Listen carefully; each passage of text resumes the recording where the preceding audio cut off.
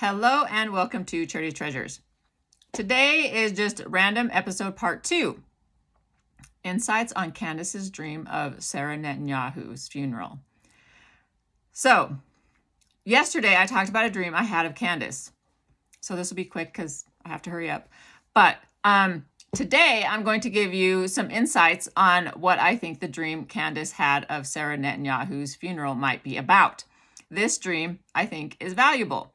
And there's so many aspects to this dream to unpack, but today I'm just going to unpack one aspect of the dream, which is Sara Netanyahu's funeral.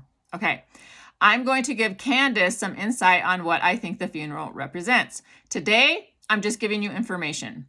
Next episode, I will evaluate the information I'm giving you today.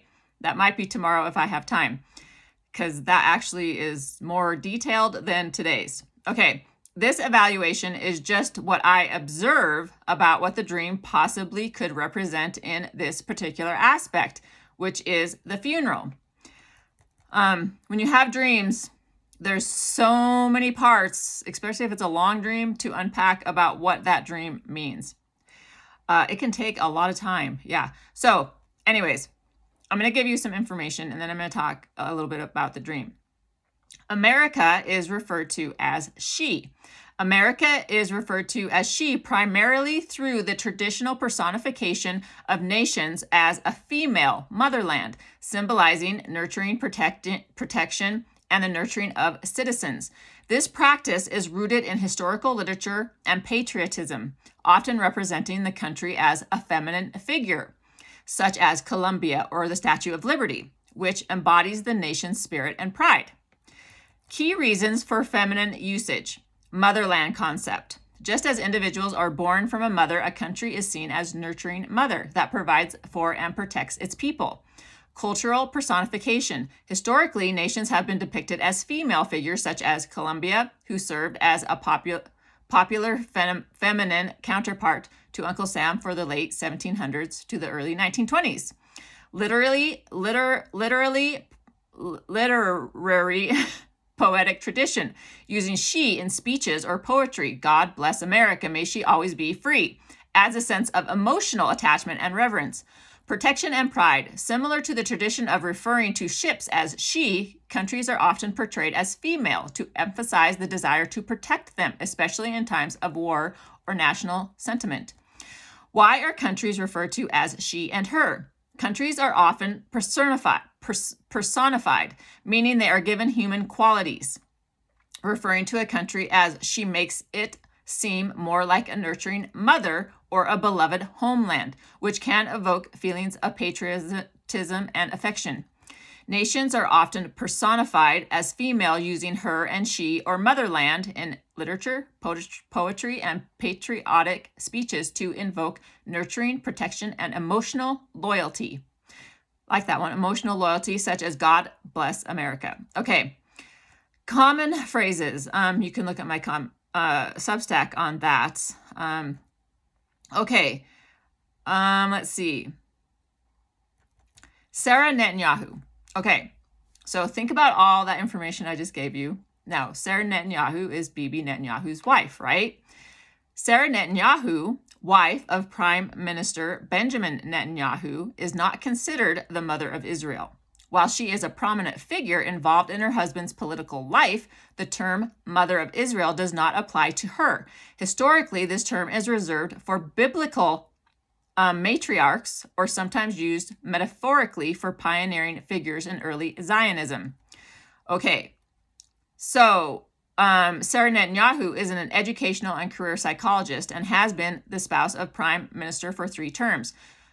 She is known for being present at high-level meetings and influencing her husband's decisions, but is often involved in public controversy, with reports detailing allegations regarding her behavior. So we talked about how historically this term is reserved for biblical matriarchs. Okay, some of these biblical matriarchs in Jewish tradition, who are in Jewish tradition matriarchs, are Sarah, Sara Netanyahu, Rebecca, Rachel, and Leah are considered the mothers of the Jewish people.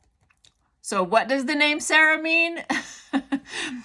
See, all the things that I've been doing this year kind of coincide to everything that we're going to talk about for the rest of the year, right?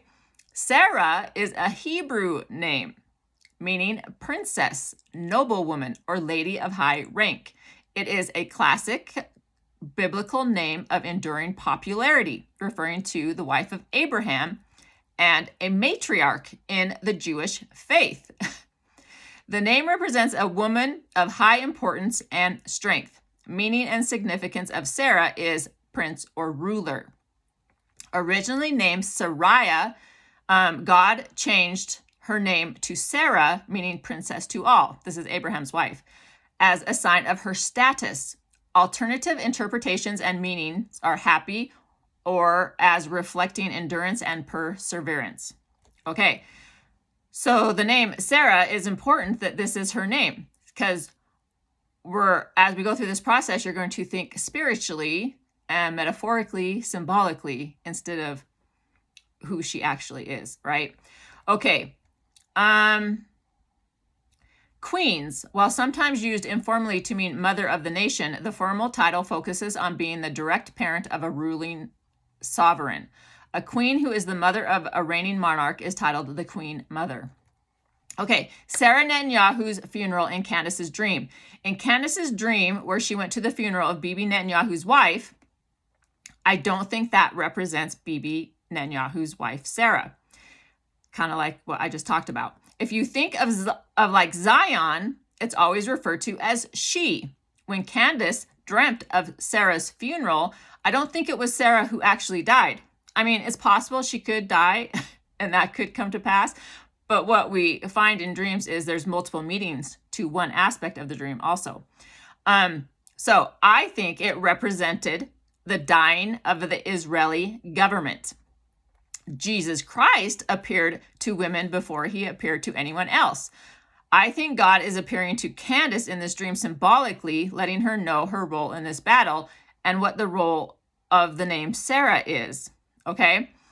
The downfall of the Daily Wire happened, right?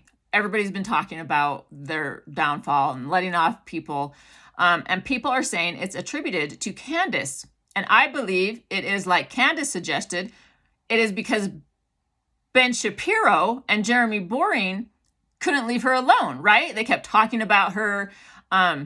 It's like when I talked about Andrew Covett and to have everybody focus on him, that Charlie wanted everyone to focus on him, because after a while, it just makes your mind crazy, right? Ben Shapiro and Jeremy Boring's mind, they're like crazy over Candace, right? They can't stop talking about her. They can't stop trying to make her downfall happen, okay? So it's like it's eating away at their brain. Okay, so I see the same parallel with the Israeli government. They can't leave her alone. Bibi just cannot leave her alone. So what's going to happen? The same thing that happened to the Daily Wire. It's going to be the downfall of Israel. And this is in parallel to the dream that she had about the death of Sarah, which represents a whole lot of stuff, right? Her name, her position. It represents the funeral represents the downfall and death of the Israeli government. Do I believe that Candace might be the downfall of the Israeli government? Yes, I do. I believe that this must happen. And like I said, I'm not going to explain anything today, just giving you information, but I will go into detail of why this is important. So I believe this must happen, which is obviously why Candace can't be a member of the church right now. Because if she was a member of the church, she would act differently. She would be different. She doesn't understand what it means to gather Israel, so she wouldn't be taking the stance she is currently taking and doing all the things that she is doing that is necessary to take down the Israeli government. Now, she is not purposely doing this, but we're going to talk about that. In essence, the Israeli government will be their own downfall, right? Because of their actions, just like the Daily Wire was. So even though Candace is the reason, kind of, she's not the one that's actually causing the downfall.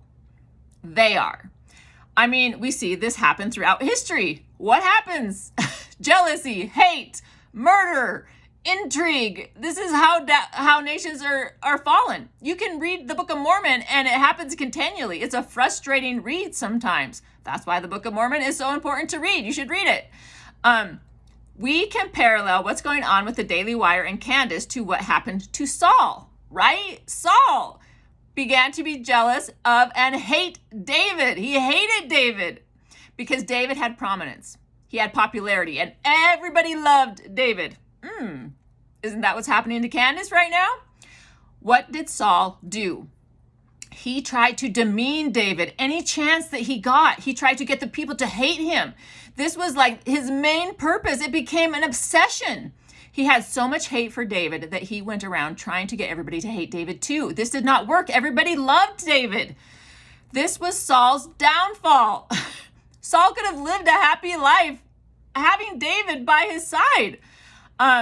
People began hating Saul in this process. They did not want him to be their leader, and his popularity declined. The thing is, David still respected Saul as a chosen leader of God. He even had the person killed that killed Saul. The person thought he was doing David a favor, but David was not happy about this. Candace also does not necessarily wish ill will towards Ben Shapiro. I mean, she's trying to pray for him. Her husband's praying for him. That's a good thing.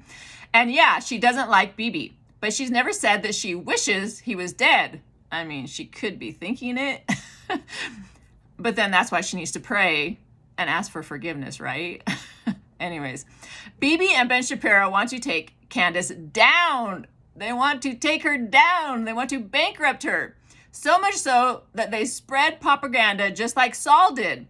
This will cause their downfall. We see Israel self-destructing as we speak in real time. This is probably much of the reason why Charlie always said that Candace was his David, because there's many similarities and parallels to David's life and Candace's, and the purpose that they are supposed to go forth and achieve.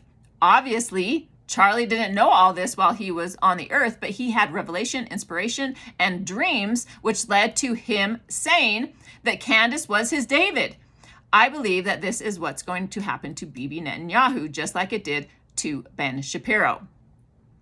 I will discuss next time my evaluation of this information and why this downfall benefits the gathering of Israel and Christianity. I mean, if it's all true, Candace, God has given you a special responsibility and role to play on this earth life, and what a privilege that is. Okay, I will evaluate all this information next episode. Hopefully I can tomorrow, but the next episode is a little bit more detailed, so I don't know if I'll have time to go through it, but we'll see. I hope you enjoyed this episode, and so I'll see you next time. Bye, everybody.